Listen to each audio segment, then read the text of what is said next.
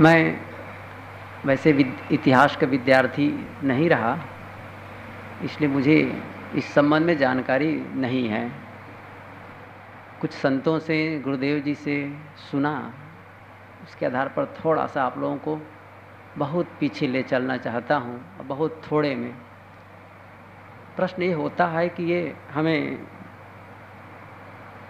गुलामी क्यों स्वीकारनी पड़ी, गुलामी की जंजीर में हम क्यों जकड़े, इन कारणों को ढूंढें। मैं इसलिए कह रहा हूँ, इन कारणों को बताने का प्रयास कर रहा हूँ। हो सकता है दूसरे कोई कारण हो, फिर भी यदि इन कारणों के फिर से दोहराया गया तो वह दिन दूर नहीं होगा कि हम फिर से गुलाम हो सकेंगे। थोड़ा से कारणों को ढूंढें। सबसे पहले आक्रमणकारियों में और भी रहे होंगे,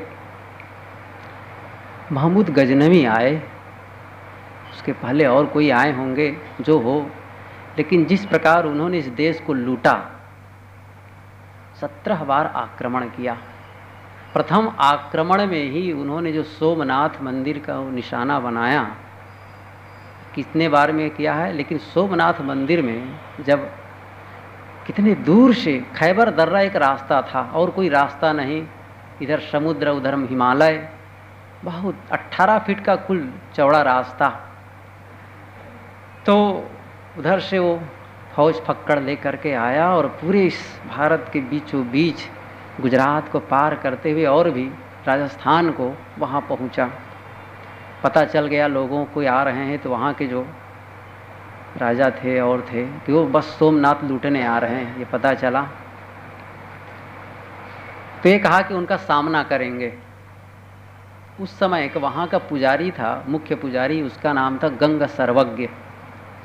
जो सोमनाथ मंदिर का जो मुख्य पुजारी था, उन्होंने क्या कहा, अरे इनको लड़ने के लिए, सोमनाथ की रक्षा करने के लिए, भगवान शिव की रक्षा करने के लिए आप लोगों की ज़रूरत है? कोई ज़रूरत नहीं है। भगवान का तीसरा नेत्र खुलेगा, सारे आक्रमणकारी भस्मीभूत हो जाएंगे। राजपूतों ने हथियार डाल दिया, कोई बात नहीं, और जो परिणाम सामने आया सब लोग जानते हैं। तो मैं सबसे पहला कारण तो यही मानता हूं कि अंधविश्वास, एक ऐसा विचार जो लोगों को अपने कदम पर न खड़ा करके किसी ऐसी बातों को कहे जो असंभव है। एक दूसरा कारण ये भी लगता है, एक तो स्वार्थ तो था ही, उसमें बात आती है कि जब आक्रमणकारी शुरू में आए तो शुरू में ही पता चला कि आने वाले हैं, दिल्ली पर कब्जा करने की बात थी। तो ये कहा गया, वहाँ का जो राजा कहीं बैठा था, अलग का राजा था किनारे का, उन्होंने कहा, एक दूसरे राजा के पास पत्र भेजा कि यदि हम दोनों मिल जाएं तो उन आक्रमणकारियों को भगा सकते हैं। उन्होंने कहा बिल्कुल सही बात है, हम दोनों मिलेंगे। पत्र लिखा कि हम दोनों मिलेंगे और लड़ेंगे तो निश्चित है वो भाग जाएगा, लेकिन यह तो बताओ कि दिल्ली की गद्दी पर बैठेगा कौन, जीतने के बाद दिल्ली की गद्दी पर बैठेगा कौन। और इसका उत्तर उस प्रथम राजा के पास नहीं था। परिणाम हुआ, अलग अलग दोनों पीटे गए, मारे गए, और दिल्ली के गद्दी पर वो आकर के सिंहासन रूढ़ हो गया। 150 साल बाद महमूद गजनवी के महमूद गोरी आए, शायद कितने साल के बाद आए, और पहली बार तो पृथ्वीराज चौहान उनको हराकर भगा दिए, मारपीट करके भगा। उसके बाद फिर वो आक्रमण किया, और उसका भी कारण था, जयचंद की लड़की संयोगिता पृथ्वीराज चौहान चाहते थे। जयचंद को ये पसंद नहीं था, लेकिन हाँ, संयोगिता भी चाहती थी पृथ्वीराज चौहान को, और दोनों ने इस प्रकार कदम उठाए कि संयोगिता पृथ्वीराज चौहान के हाथ चली गई। जयचंद को बिल्कुल पसंद नहीं आया कि क्या इन्होंने किया, और आक्रमणकारी महमूद गजनवी को खुफिया बन करके से उनको आमंत्रित किया और उनको हराया, और जो दशा देश की हुई सब लोग समझ सकते हैं। से ये मोह, यदि मोह में न पड़े होते हमारे पृथ्वीराज चौहान, तो शायद देश की ये दशा ना आती, फिर वो भगा देते। स्वार्थ में न पड़ते हमारे राजे महाराजे उस समय के, तो हमारी दिल्ली की गद्दी बच जाती। अंधविश्वास का सहारा न लिया गया होता, कोई आक्रमणकारी और लुटेरे आकर के हमारे देश को न लूटते। ऐसे अनेकों कारण हैं, और भी बहुत कारण हो सकते हैं। फूट डालो, वो तो कहते ही हैं यहाँ। अरे हम बचपने में सुनते थे कि अंग्रेज गए बाजार में, कहे क्या चीज़ है भाई, बिकने लगा बाजार में, कहे फूट। उधर कांकर कहते हैं फूट, और ये क्या है, बैर। अच्छा, जहाँ फूट और बैर बिकते हों वहाँ राज्य करना बड़ा आराम है।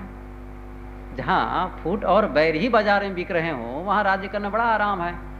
भेद नीति शुरू कर दिए, फूट डालना शुरू कर दिए, बैर बढ़ाना, बस राज्य करना शुरू किए, जो कारण रहा हो। कुल मिलाकर के हमने आपस में जो संगठन था उस संगठन को बनाए नहीं रखे, परिणाम आक्रमण हुआ और हमारा ये देश सैकड़ों वर्ष गुलामियों की जंजीर में जकड़ा रहा। लेकिन इसे कैसे हमें इस जंजीर से छुटकारा हम पाए हैं, सब लोग जान सकते। उसके लिए कितने बड़े त्याग, कितने बलिदान और कितनों ने क्या किया, आज हम लोग नहीं समझ सकते हैं। उस चीज को बिल्कुल भी अनुभव नहीं कर सकते हैं। यदि यहाँ के राजनेता, यहाँ के कर्मचारी, यहाँ के सामान्य लोग यदि उस बलिदान और उस महत्ता को समझते तो गलत न करते, देशद्रोह का काम कुछ भी न करते। देशद्रोह की बात तो भूल जाइए, साल भर में ये पर्व आता है जिसे हम कहते हैं राष्ट्रीय पर्व। लेकिन मैं पूछता हूँ, क्या ये विभिन्न संप्रदायों के जो पर्व होते हैं क्या उसी रूप में इसे मनाए जाते हैं?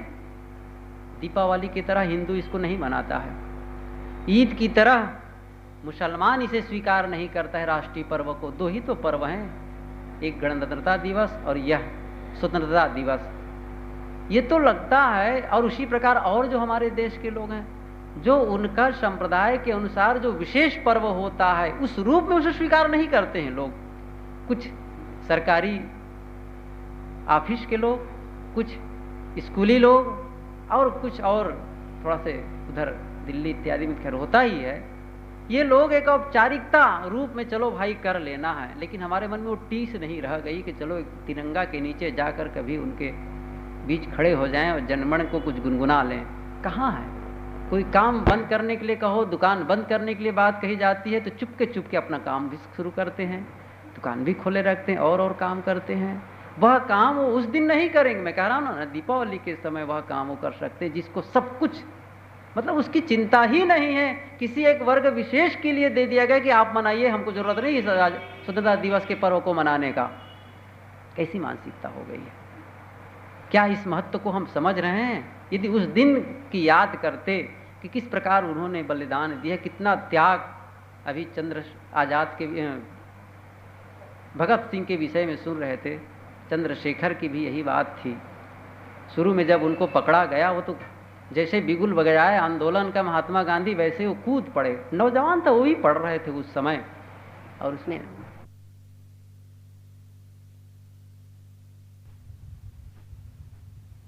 और उस आज़ादी में शामिल हो गए। आज़ादी को लेने के लिए क्रांति शुरू कर दिए। पकड़ लिए गए, बनारस में ये बात है, पकड़ लिए गए, ले गए जेल में, थाने में। फिर उसको ले गए वहाँ जज के पास खड़ा किया गया। जज ने पूछा क्या नाम है? उन्होंने कहा आज़ाद। कहाँ रहते हो? कहीं जेल खाने में। बुदबुदाया जज, कहा कि अभी जेल देखे नहीं हो? कहते जेल खाने में? अंग्रेजों ने पूरे देश को जेल खाना बना दिया है, इसलिए जेल खाना ही मेरा निवास हो गया है। बहुत क्रूर वो न्यायाधीश, कहा इसको 20 बेत की सजा मिलनी चाहिए। और जानते हैं उस समय रात में बेत भिगा दिया जाता था, जल्लाद को शराब पिला दिया जाता था, उसके हाथ उलट करके वो पेट के बल लिटा दिया जाता था और बांध दिए जाते थे उनके हाथ और पैर चौकी पर, और एक पतला सा कपड़ा भिगा कर डाल देते थे और जोरों से मारता था जल्लाद। यदि वो कसर रखे तो जेलर ही आकर के मारने लग जाता था। क्यों कसर रख रहे हो? क्यों दया कर रहे हो? जब बांधने की बात आई तो उन्होंने कहा ज़रूरत नहीं है। जैसा कि सुने अभी पूर्व प्रवक्ता से, भगत सिंह ने कहा कि ज़रूरत नहीं है इस टोप की। मैं भी ये भी सुना हो कि वो फंदा जब लगाते कि उसमें कसने की बात आई तो शायद फंदा ये भी उन्होंने कहा कि मैं खुद लगा लूँगा, मैं खुद अपने हाथ से उसको फिट कर लूँगा, आपकी ज़रूरत नहीं है। और खुद अपने हाथ से फांसी का फंदा गले में लगाए उन्होंने। तो उन्होंने कहा ज़रूरत नहीं है बांधने की, कोई बात नहीं, आप मारिए, बस जो आपको ड्यूटी है वो करिए। पहली बेत जब उन्होंने जेल के बाहर उनको छोड़ दिया गया, मतलब उसके बाहर छोड़ा गया, पीठ खून से लथपथ, और देख करके वहाँ खड़े थे उनके इंतजार में सब क्रांतिकारी लोग, कंधे पल्ले लिए पूरा जुलूस निकाले और भड़क उठी जनता। मैं कह रहा था किस प्रकार वो सहते रह गए। लखनऊ में पंडित जवाहरलाल नेहरू को जेल में पीट रहे थे, इस कदर मार रहे थे कि उस समय गोविंद वल्लभ पंत सह नहीं पाए और अपने छाती के नीचे उन्हें दबा लिए। लेकिन पंडित जी के बदले उन्हें जब बेंत पड़ी, इतने डंडे पड़े, तो उस डंडे से ऐसे उनको आहत कर किया डंडा ने कि बहुत दिन तक उससे बीमार रहे, शायद बात इत्यादि की उससे शिकायत हो गई। कितने लोगों की संपत्ति कुर्क कर दी जाती थी, पता नहीं कब क्या हो, ये भय बना रहता था। इस प्रकार लोगों ने त्याग करके हमें आज़ादी दिलाई है। इस त्याग को हम यदि याद करते, आ जाएं, शुरू करेंगे, त्याग की याद करते तो हम इसका दुरुपयोग न करते, गलत न करते। आज आवश्यकता है इसको समझने की, इस आज़ादी के महत्व को समझना है। आज़ादी के महत्व को समझने का अर्थ यही है, देश के कानून के उल्लंघन में हमसे कोई कार्य न होने पावे, तभी हमने उस आज़ादी को समझा। और दूसरी खास बात, ये बाह्य आज़ादी के साथ साथ हमें आंतरिक आज़ादी की महती आवश्यकता है। वह है मन की निश्चिंतता, मन की निष्फिक्रता। उस मन की निष्फिक्रता के लिए स्वतंत्रता, स्वतंत्र, स्व कहते हैं खुद को, तंत्र कहते हैं शासन को। खुद का शासन जहाँ हो, अपना शासन न हो, कौन सी आज़ादी है?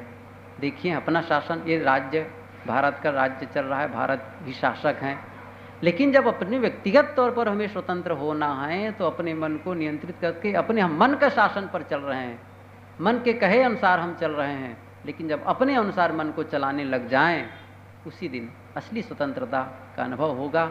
और उसी के लिए ये सत्संग, स्वाध्याय, चिंतन, सद्गुरु संतों के आधार की आवश्यकता है। बाह्य स्वतंत्रता की आवश्यकता है, उसके बिना हमारी संस्कृति, हमारी जो धर्म की बात है, उसको हम अक्षुण्ण बनाए नहीं रख सकते। इसलिए हमारा देश स्वतंत्र है, इसकी बहुत ही आवश्यकता है, ये चाहिए हमें। लेकिन इसके बाद जो हमारा काम है वह है अपने खुद की स्वतंत्रता के लिए। यदि हम बाहर से स्वतंत्र हुए और भीतर से जकड़े रहे वासनाओं, लोभ और क्रोध, मोह में, तो भी हम उस स्वतंत्रता का लाभ नहीं ले पाए। इसलिए इन दोनों प्रकार की स्वतंत्रता हमें चाहिए। हमारे देश के सपूतों ने बाह्य स्वतंत्रता हमें राजनीतिक स्तर पर दिला दी है, लेकिन मन की स्वतंत्रता सद्गुरु संत वो उपाय बताते हैं हमें खुद लेनी होगी, क्योंकि हम स्वयं उस बंधन को स्वीकारे हैं। हमको बंधन किसी ने बनाया था, उसको भगाया गया, हमने इन बंधनों को खुद स्वीकारे हैं, खुद उसे हमें तोड़ना होगा। बस उपाय सद्गुरु संत बताएंगे। आए आज इस स्वतंत्रता दिवस के अवसर पर संकल्प लें, ऐसा संकल्प जो फिर से वह गलती न दोहराए। मैंने कहा उन कारणों को बताया कि हमको आज बंधन गुलामी क्यों मिली, फिर उन गलतियों को न दोहराएं, उन कारणों की याद करें और हम भी उसके लिए तत्पर रहें, ताकि हमको आज़ादी मिल सके जिससे हम आज़ाद हुए हैं। और उसे बरकरार रखने का बस यही एक ढंग है कि हम जो कानून है, जो नियम है, जो एक नैतिकता के नियम है, उसका उल्लंघन न करें। और व्यक्तिगत उन्नति के लिए हमें ऐसा संकल्प लेना है आज कि आज तक हमने जो गलती की अब फिर से गलती न होने पावे। अब लो नसानी अब लो न सही हो, गोस्वामी जी के शब्दों में कहें तो यही होगा कि अब लो नशानी, मैं बहुत अपने आप को पतित किया, बहुत दुखी किया, चाहे वो मन के स्तर पर हो चाहे बाह्य ढंग से हो। हमने गलत लिया लोगों से, गलत सलूक किया देश की जनता के साथ। अब लो नशानी अब लो न सही हो। सुर के शब्दों में कहें तो अबले नाचे बहुत गोपाल, अब तक नाचे बहुत गोपाल, बहुत नाचा, अब नहीं नाचना है, अब नहीं मुझे इस चक्र में पड़ना है, अब मुझे अपने आप को भ्रष्ट नहीं करना है, अब मुझे पतित नहीं होना है। ऐसा संकल्प हम लें, मन के स्तर पर अपने आप को पतन से रोकें, बाह्य स्तर से पतन पर रोकें। यही हमारी इस आज़ादी का यही पैगाम है महापुरुषों का। आए हम सब संकल्प लें और अपने मन और बाह्य स्वतंत्रता के लिए प्रयासरत हों।